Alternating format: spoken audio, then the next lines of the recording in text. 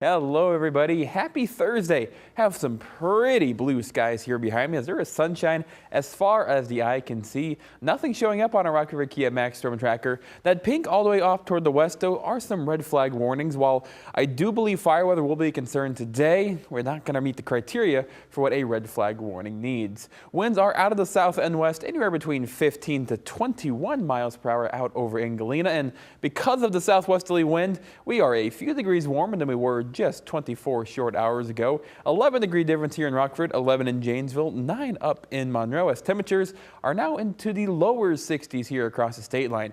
Dew points excessively dry, anywhere between 27, 30, and even up to 14. I do think that Janesville reading is a little bit off, but regardless, it is dry as a bone out there. And because of that dry air, we're going to warm up rather nicely, getting up into the mid-60s here across the state line for our highs here today. Ample sunshine expected and nothing to report much when it comes to overnight tonight. No clouds expected, getting down to a low of 39 degrees. Winds out of the south anywhere between 5 to 10 miles per hour. Now, there is something to keep a lookout for our sky today or tonight, as we do have our third supermoon of 4 consecutive ones, and this one's referred to as the hunter's moon, as after the autumnal equinox, the vast majority of the time this moon would indicate or at least give hunters a little bit more light to go out hunting for the food they need for the upcoming winter. But this supermoon, we are 222,056 miles away from Earth, so it is at its closest point, meaning it'll look 30% brighter and 15% bigger in our night sky.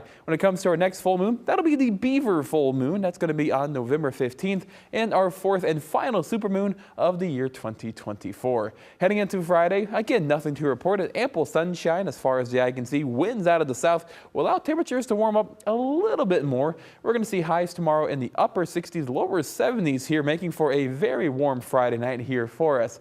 Now, as we get into the rest of our forecast, though, and into this weekend, we are going to see ample amounts of sunshine as temperatures gradually start to warm back up even more. 73 degrees the high on Saturday, and up to 77 for us here on our Sunday.